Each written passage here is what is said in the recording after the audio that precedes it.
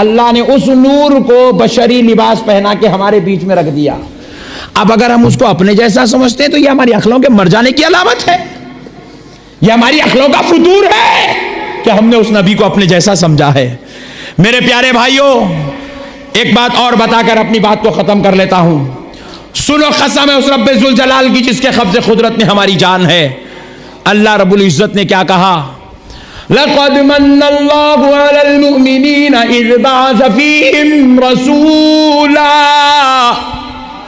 اللہ کہہ رہا ہے کہ ہم نے تم پر احسان کیا کہ اپنا رسول تمہارے بیچ بھیج دیا. حضور کو اللہ ہمارے بیچ بھیج دیا. ہم پوچھے مولا کتنے سال کے واسطے بھیجا؟ تیری رحمت کے صدقے ذرا یہ بھی بول دے مولا.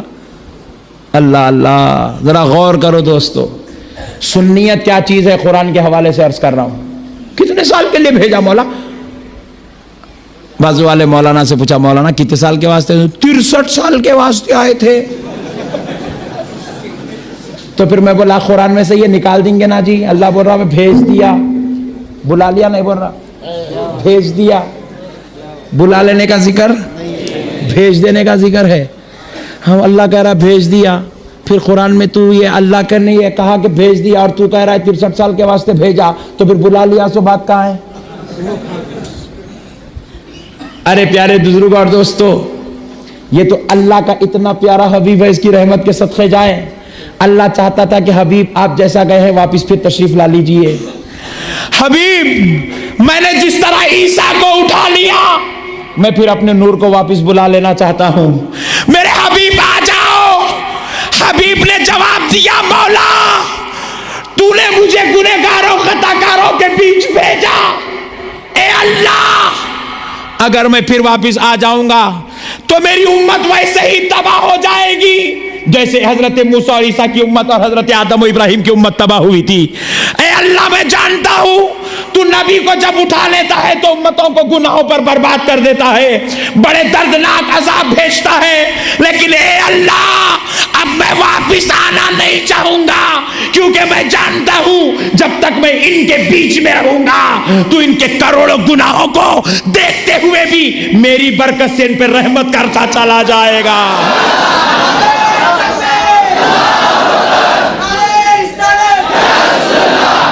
اور پھر یہی ہوا دوستو, قرآن کی بات سمجھو. اس امت میں وہ سارے گناہ ہوئے جو گناہ حضرت اسحاق کی امت میں ہوئے تھے, جو گناہ بنی اسرائیل میں ہوئے تھے, جو گناہ لوط علیہ السلام کی امت میں ہوئے تھے, وہ سارے گناہ اس امت میں ہوئے. خود مصطفیٰ جان رحمت نے کہا میری امت میں ہر وہ گناہ ہوگا جو پچھلی امتوں میں ہوتا رہا, حتیٰ کہ ایک بیٹا اپنی ماں سے, ایک باپ اپنی بیٹی سے زنا کرے گا. اللہ اللہ, ہر وہ گناہ میری امت میں ہوگا. مگر ذرا غور تو کرو, اتنے گناہوں کے باوجود بھی برابر کھانا مل رہا ہے, رات کو بستر پر نیند بھی آ رہی ہے, صبح میں نکلے تو کاروبار بھی ہو رہا ہے, پھر شام آئے تو نیند بھی مل لگ رہی ہے, بیوی بھی خوش ہے, بچوں ہے, زنا ہو رہا ہے, عذاب نہیں آ رہا ہے. بربادی ہونا چاہیے تھا, کروڑوں گناہوں کے باوجود بھی رحمت ہی چل رہی ہے. سب کا بی پی برابر نارمل ہے, سب کو شوگر سے بچایا جا رہا ہے, بوڑھے ہونے کے بعد 50-55 کے بعد ہلو ہلو دیا جا رہا ہے. ہم نے پوچھا مولا آخر بات کیا ہے کہ مولا اتنے گناہ اگر وہ امت کرتی تو تباہ ہو جاتی تھی, ہم سب کر کے بچ کیوں رہے ہیں؟ تو رب فرماتا ہے سن لے میرے بندے, وما کان اللہ لیعذبہم وانت فیہم, میں چاہتا ہوں کہ تجھے عذاب دے دوں مگر کیا کروں, میرا مصطفیٰ جو تمہارے بیچ میں رہتا ہے.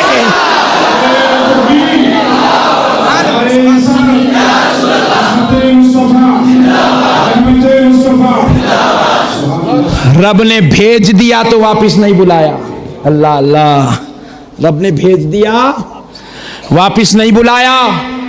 وہ حضرت آدم تھے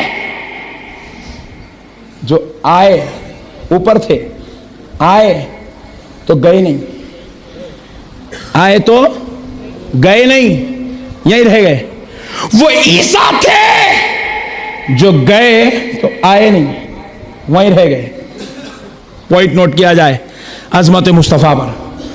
حضرت آدم آئے تو گئے نہیں, وہ گئے عیسیٰ تو آئے نہیں، مگر یہ امت سے پیار کرنے والا ایسا حبیب ہے، معراج کی رات جا بھی رہا ہے تو گناہگاروں کی محبت میں پلٹ کے آ بھی رہا ہے،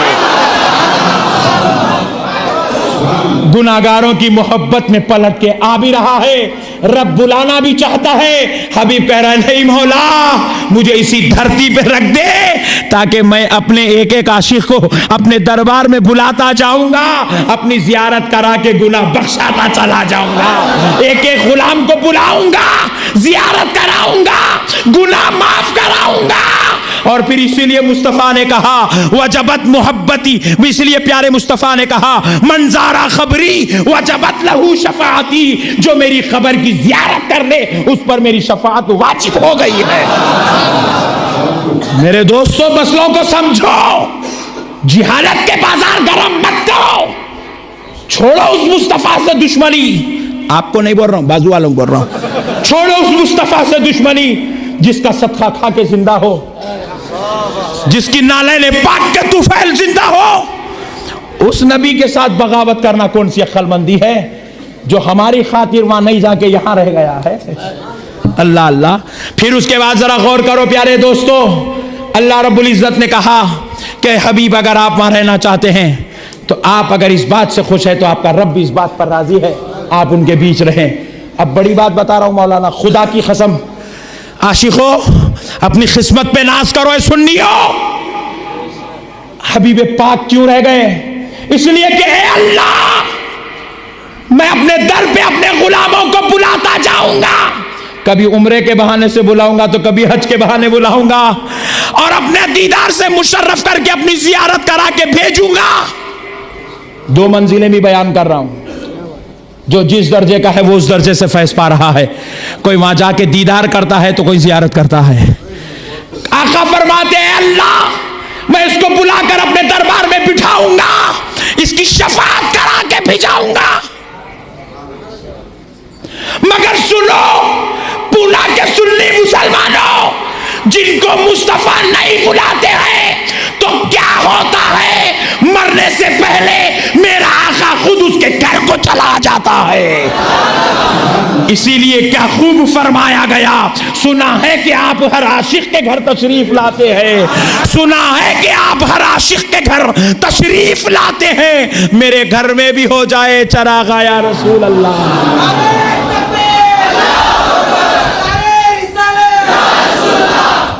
میرے بھائیوں وہ نبی عظمت والے میدان محشر میں ہوں گے، اللہ مقام محمود ان کے لیے بنایا ہوگا، مقام محمود ان کے لیے بنایا ہوا ہوگا، مگر وہ نبی مقام محمود پر بعد میں بیٹھیں گے، گناہگاروں کے لیے محشر کی دھرتی پر سجدہ پہلے کریں گے۔ ارے ویسے نبی کے لیے اس نبی کو چھوڑ کے یہ ملاؤں کے پیچھے جانا کون سی عقل مندی ہے؟ اس نبی کی فاتحہ سے اعتراض کرنا، دور بھاگنا کون سی عقل مندی ہے؟ آخری بات بتا کر بات ختم کر لوں، بات فاتحہ کی نکلی ہے تو اس نبی پر ہم فاتحہ کیوں پڑھتے ہیں؟ میرے بھائیوں قربان جائیں، میں سمجھتا ہوں کہ شاید پونا میں اہل سنت کا یہ عقیدہ آج بھی زندہ ہے اور قیامت تک زندہ رہے گا، نہیں ہے تو کل زندہ کر لو کہ جب میت کو دفن کیا جاتا ہے تو 40 قدم پر فاتحہ ہونا چاہیے، ہوتی ہے؟ کوئی اگر روکا تو اس کو روک دو، مگر فاتحہ کو مت روکو۔ کیوں؟ 40 قدم پر میت کے پاس جو فاتحہ دی جاتی ہے اس کا معاملہ کیا ہے؟ سنو، زندگی بھر دیا، ایسے ہزاروں مسائل ہیں جو خود سنی کو نہیں معلوم، نے کئی کو کر رہا نہیں معلوم، انہیں پوچھتا ہے کیا آئے ہے نہیں ہے بول کے نہیں بھاگ جاتا، ایسا نہیں ہے۔ کوئی بھی اگر آپ کو پوچھے فاتحہ دینا فرض ہے، واجب ہے، سنت ہے، بولنا جاہل، یہ سوال ہی کئی کو پوچھا تو، فاتحہ دینا نہ فرض ہے، نہ سنت ہے، نہ واجب ہے، نہ کچھ ہے، نہ کیا ہے، مگر فاتحہ میری عقیدت ہے، میرے آقا کی بارگاہ میں میری غلامی کا نذرانہ ہے، اور میرے نبی کے کنیکشن کو جوڑ کے رکھنے کا طریقہ ہے۔ کیا بھائی؟ نماز پڑھے تو بندے خدا کا کنیکشن جڑتا، فاتحہ پڑھے تو غلام اور نبی کا کنیکشن جڑتا۔ روزہ رکھنے سے بندے اور خدا کا قرب ہوتا، سلام پڑھنے سے نبی اور امتی کا قرب ہوتا ہے۔ اس لیے ہم لوگ کہتے ہیں یا نبی سلام علیکہ، ہم لوگ ایتھا ہی بولے، لیکن جو بڑے بڑے بزرگان دین گزرے ہیں انہوں نے سنا وعلیکہ السلام، مدینے سے آواز آ رہی ہے۔ اللہ اللہ، تو 40 قدم پہ فاتحہ کیوں دیتے ہیں؟ سنو، جب میت کو لے کے نکلے، نہلائے دھولائے، نماز پڑھے، جنازہ پڑھ لیے، تو جنازے پہ فاتحہ جب پڑھی جاتی ہے تو وہ جنازہ دنیا کی جنازے پہ جو فاتحہ ہوتی ہے وہ دنیا کی آخری فاتحہ، خلاص، chapter close, account closed, right? جنازے پہ فاتحہ ہو گئی، پھر لے کے جا کے خبر میں لٹا کے، خبر پہ مٹھی ڈال کے پھر ایک فاتحہ، یہ آخرت کی اب پہلی فاتحہ ہے۔ اب اس کے بعد 11، 10واں، 40واں، 20واں، 25واں، 28واں جتنے پورے کرتے۔ اب وہ مسئلوں میں گئے تو پھر اب 4 بج جاتے ہیں، پھر کبھی آئے جب انشاءاللہ۔ تو بہرحال ہوا کہ آخرت کی پہلی فاتحہ خبر سے، خبر کی زندگی آخرت کی زندگی کی ابتدا ہے۔ پہلی فاتحہ بھیج دیا اللہ، اب تیرے حوالے کر دیا مولا، یہ ثواب بھی اس کے حق میں دے دے، اس کو بچا لے، ختم ہوگا مسئلہ۔ پھر 40 قدم پہ آ کے پھر ایک فاتحہ، انہیں بحران کتنے تو بھی پڑھتے رہے تم لوگ، ہاں، اٹھے کی فاتحہ، بیٹے کی فاتحہ، لیٹے کی فاتحہ، کیا تو بھی خصہ سن۔ جب جو 40 قدم پر جو فاتحہ پڑھی جا رہی ہے، خدا کی قسم وہ فاتحہ نہ میت پہ پڑھی جا رہی ہے، نہ خبر پہ پڑھی جا رہی ہے، نہ درگاہ پہ پڑھی جا رہی ہے، نہ مزار پہ ہے۔ ارے میرے آقا علیہ السلام ارشاد فرماتے ہیں ان العبد اذا وضع فی قبرہ، جب بندے کا انتقال ہو جاتا ہے اس کو اس کی قبر میں لٹا دیا جاتا ہے، فتولی عنہ اصحابہ لیسمع قرآن علیہم، اس کے ساتھ آنے والے اس کے دوست اس کو قبر میں لٹا کر مٹی ڈال کر پلٹتے ہیں، تو وہ پلٹنے والوں کی جوتیوں کی آواز کو اپنی کان سے سنتا ہے۔ قبر میں لیٹنے والا جوتیوں کی آواز کو اپنی کان سے سنتا ہے۔ پھر آگے آقا ارشاد فرماتے ہیں اتاہ ملکان، اس کے پاس 2 فرشتے آتے ہیں۔ کتنے؟ 2۔ پلٹے ہم ابھی ہم پلٹے، 2 فرشتے آ گئے، آ کے کیا کرتے؟ فیقولان، 2 فرشتے اس سے پوچھتے ہیں بتا ما کنت تقول فی ھذا الرجل لمحمد صلی اللہ علیہ وسلم۔ اللہ اللہ، وہ فرشتے کہتے ہیں بتا اس ذات اقدس کے بارے میں جن کا نام محمد ہے صلی اللہ علیہ وسلم۔ ما کنت تقول، جب زمین پہ تھا تو کیا کہتا تھا؟ یہ سوال کیا بتا رہا ہے؟ ھذا الرجل، حدیث کے الفاظ ہے، بخاری و مسلم کے متفقون علیہ حدیث ہے، ھذا الرجل لمحمد، یہ ذات اقدس جن کا نام محمد ہے۔ ھذا کا لفظ ذات مدینے میں ہو، سوال پونا میں ہو تو نہیں بولا جاتا، یہاں ہے تو ھذا، وہاں ہے ذالکا۔